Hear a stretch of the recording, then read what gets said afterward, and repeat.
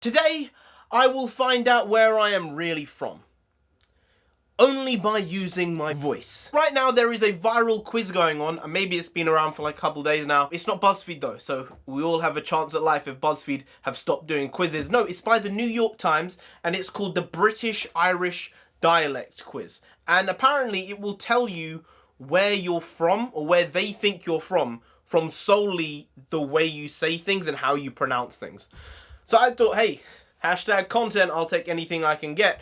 And this could be interesting. They could just come out and say that I'm from Newport or somewhere random like that. But I'm pretty sure that the way I speak and how I say things, I would say I'm probably going to be from the southeast at least. I mean, I'm from Essex, London, Essex, that type of area. So if they say somewhere from the southeast, I'll probably accept it. If they say you're from Manchester, I'll second guess this quiz. But let's see, hopefully it'll be relatively accurate. Let's get to it. Let's go. The British and Irish Dialect Quiz. The first question. I mean, I guess that is a first question. Was I born or raised in the UK, or I wasn't raised there? Well, I was raised in the UK, so we're going to click that one to go and start with. Okay, didn't work. All right, it worked. There we go. Question, oh, this is question number 1 now. Wow. Yep, really good at these. Which of these following words, if any, would you use for a young person characterized by brash, loutish, okay, all right, low social status? I would say out of these, you'd say a lout, scumbag, yob, maybe a chav. Chav's a bit dead, but I think I'll click chav as well. All right, so that's question 1. That's pretty simple. How do you pronounce the words door and paw? They rhyme or they don't rhyme? Door, paw. They do indeed rhyme. How would you say that where they don't rhyme? They have to rhyme. My phone's vibrating. God damn it, just die. You don't work for me when I want you to. They rhyme, yeah, they rhyme for sure. What do you call the small grey bug that curls up into a ball when it's touched? I mean, I'm not David Attenborough. I don't know this type of stuff. But small grey bug that curls up into a ball. Is it a woodlouse, maybe? I mean, they're saying it's small. So I don't think I can say centipede. They can be pretty large. I'm probably going to have to say woodlouse. I think I'm going to have to go with that. Oh, you only get one option. Okay. How do you pronounce the words full and fool? They sound the same. Well, clearly, as I just said, they do sound slightly different. Full, fool. They do sound different. How do you pronounce... this is the big one, isn't it? See, for me, I will say it in both ways. I will flip-flop depending on who I'm with. If people say scone, then I'll say scone. If people say scone, then I'll say scone. But I think if I was going to have to pick one, I would say scone. So I guess that rhymes with gone, not with bone. So I'm going to go scone rhymes with gone. There we go. How do you pronounce the words horse and horse? I mean, they sound the same. Again, this is confusing stuff. Like, surely a lot of these things don't have an alternative way of saying them, unless I'm just very oblivious. But they sound the same to me. Which of these words, if any, would you use for not showing up to school or work? Okay. Bunk off, skive off, skip. Yeah, those are probably the ones I'd use. What is your name for the playground game in which one child chases the rest and anyone who's touched becomes the pursuer? That's a very oddly worded question, but you have to say tag or it without saying tag or it, I guess. But it's going to be one of those. This is a big list of stuff, though.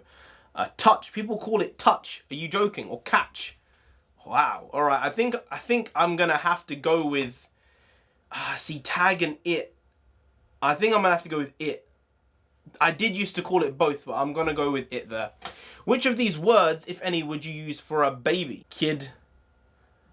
A little one. Yeah, I say that to my nephew. I do. So we'll go with the little one. How do you pronounce the A sound in last? Last. Sounds like the A sound in cat. No, definitely not. Sounds like the A sound in father. Father. Last. Far. La. Ah. Yeah. Okay. Alright, it's that one. How do you pronounce the words food and good? They rhyme, they don't rhyme. Ah, see, this one, I don't think food, good. Yeah, I don't think they rhyme, but I guess some people have said that they rhyme. That's weird. Okay. How do you refer to your mother? Oh dear. I mean, I'd probably say mum or ma. If I had to pick one, I'd go with mum. Oh, you can pick multiple. Okay, I'll go with both of them then. As you pronounce them, do the words farm and palm rhyme? I mean, it is weird, but I would say, yeah, those two words do rhyme. Yes, you're correct. Which of these options, if any, would you use as a general word for the outer garment for the lower half of the body with individual leg parts reaching to the ankle?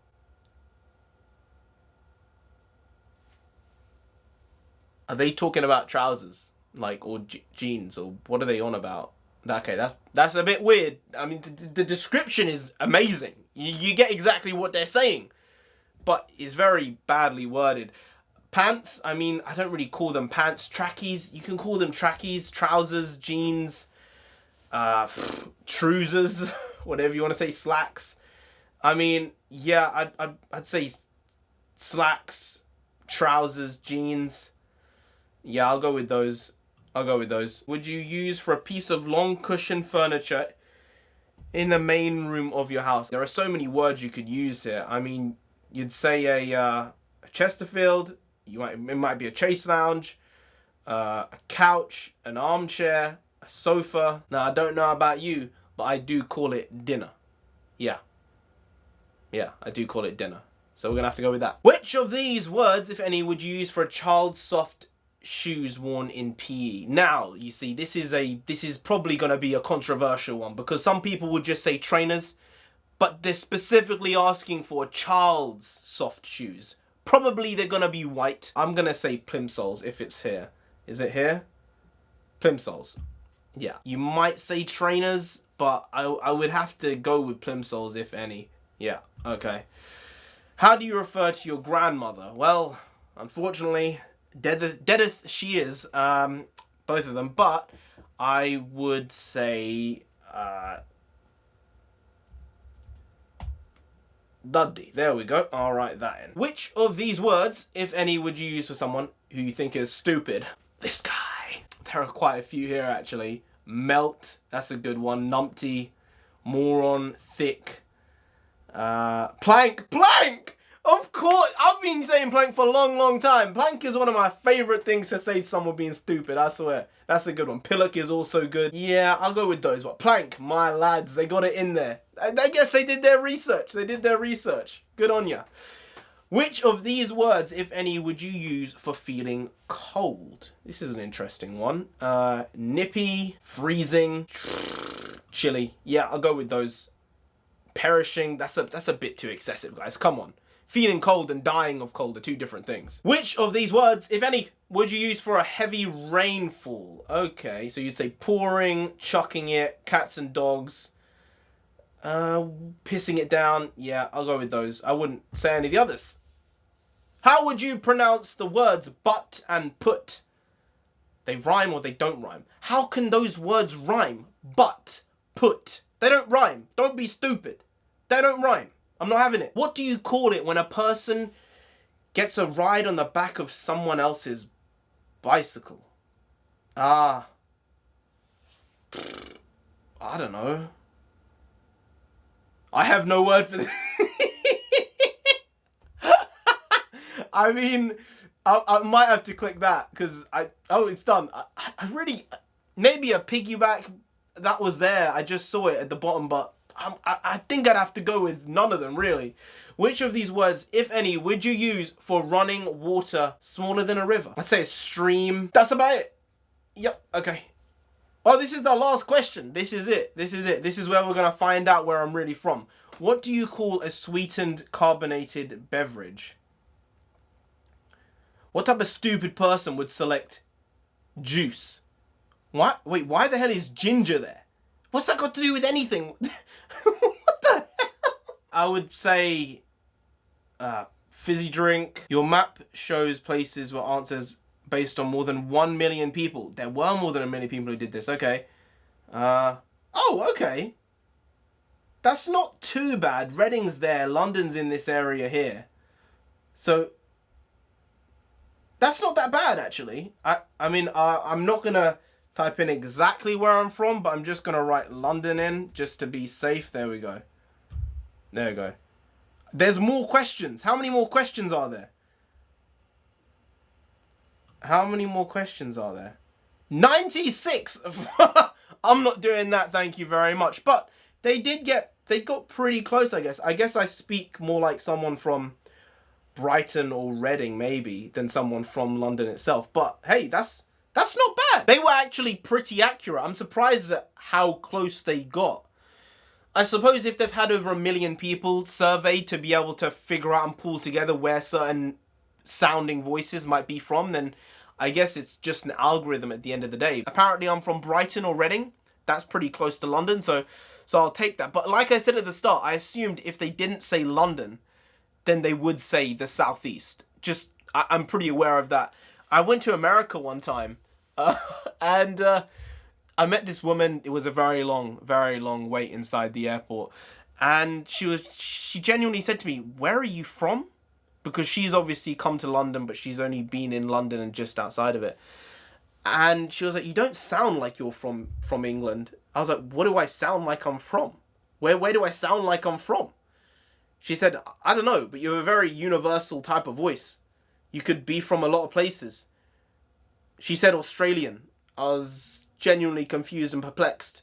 But apparently, according to some people, I sound Australian. I don't get it. I mean, I do like my Barbies. I used to like my Coronas quite a lot. You know, my Heinekens. But, yeah. I didn't want to go there with the Fosters because it is the piss of beer. But the Fosters, I love it. Back when I used to drink. But yeah, good job with this. I'm impressed. But now I know for sure that I am indeed from Brighton. Yes, I knew it all along. I knew my parents. You are lying to me all these years. All these years. All these years. But anyway, guys, if you did enjoy this video, please like, share, comment, and subscribe to the channel down there. If you didn't, then the English, the Irish, the Scottish, and the Welsh will all come after you. What I'm saying is the Union Jack will come after you. It will engulf you in its flag-like tendencies, and you don't want that. You really don't. So just subscribe anyway to avoid that. Now, I've been NarendraTheComic. You've been great, and I'll see you next time. Skadoosh.